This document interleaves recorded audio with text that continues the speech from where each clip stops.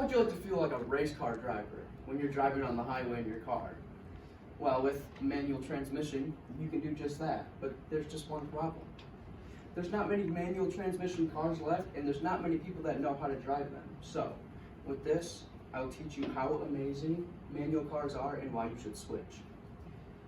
So manual cars have become kind of a lost cause for some people, but it's really fun to drive, and you can learn how to drive them in no time. So, the four main points I'll be getting to you today are the reasons to drive, the basics on how to drive a manual vehicle, the pros and cons of manuals, and some of the new terms that you're going to need to know before driving. So, three biggest reasons to learn would probably be because there might be a situation that you might be in when driving where you'd be the only person that knows how to drive the car and you'd be the absolute hero of the day. And some people also say that you feel a little more connection to your car when you're driving manual, and if you believe that or not, I guess you'll have to find that out for yourself. And the most important part about driving manual is that it's super fun to drive. So, basics of driving the manual. To start the car, you're going to have to push in your clutch pedal, which is the new pedal that you're going to be needing to learn to drive with, which is located left of your brake pedal on the bottom of your car. So, put in the clutch and start up your car. You'll need to shift your car into first gear before taking off. And when you go, you will need to slowly let out your clutch pedal and push in your gas at the same time. And to know when to let out your clutch fully, you will kind of feel the gears catch in your car when you're driving. And then when you feel the gears catch, you can let out your clutch all the way and give it the gas. So when you're going down the road in first gear, you're going to need to start switching your gears to second and third, and then fourth, fifth, or sixth, depending on how many gears your car has. Fourth is probably going to be the lowest amount you're going to be driving with. So you're going to do the same thing you've been doing in the first gear. So you need to put your clutch in again, driving down the road, and let your gas out so you're not pushing any gas in. Shift it to another gear, and then slowly put on your gas and take up the clutch just like you were doing before in first gear. And a tip for driving in manual is to keep it above 1,000 RPMs, because if you go below, you will probably end up stalling your car. And then don't go too far above 3,000 or 3,500 RPMs, because that tends to overheat your engine a little bit. So pros and cons. This is kind of a list that comes from Simply Savvy's 2004 article, Automatic and Manual Transmission, Pros and Cons.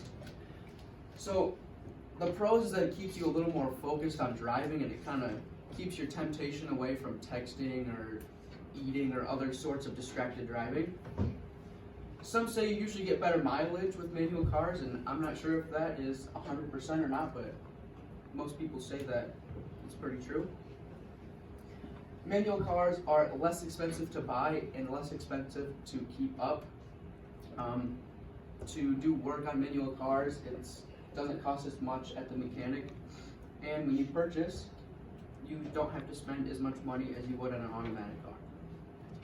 Another big one is that it's less likely to be stolen, because not many people really know how to drive manual cars, so you're good in that aspect of life. And again, it's very fun to drive. So for the cons of driving manual cars, they're a bit trickier to drive in hilly, icy areas, because when you go into neutral gear to shift your car, you're going to be rolling a little bit. Say you're at a stop sign and you need to get on first again, you're going to kind of roll back down the hill, so that could be a little difficult. There is a very increased chance of stalling a manual car than there is an automatic car, which means you basically kill your engine and you have to start up your car again. It's more difficult to drive in heavier traffic in like big cities, because you're going to be switching between usually first and second gear all the time, and it kind of just gets a bit tedious. And it could also be a bit more dangerous because you have to take your hand off the wheel to shift into your gears. So here are a few more terms. that I'll be talking about here, most of them go for the clutch, which are popping, burning, and also riding the clutch. So when popping the clutch, it kind of means you let the clutch out too fast as to where you're going to stall your car. Burning the clutch is when you're driving on the highway and you don't let out your clutch, and it kind of just makes the clutch have friction in the engine and all that stuff.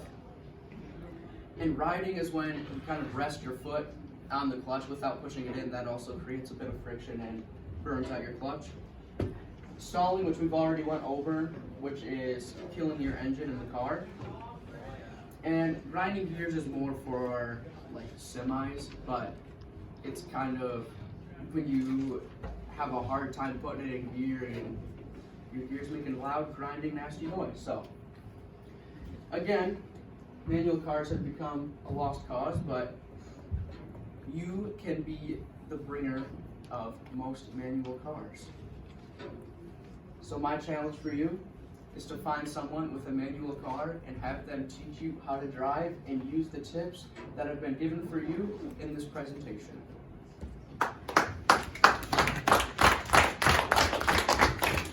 Yeah!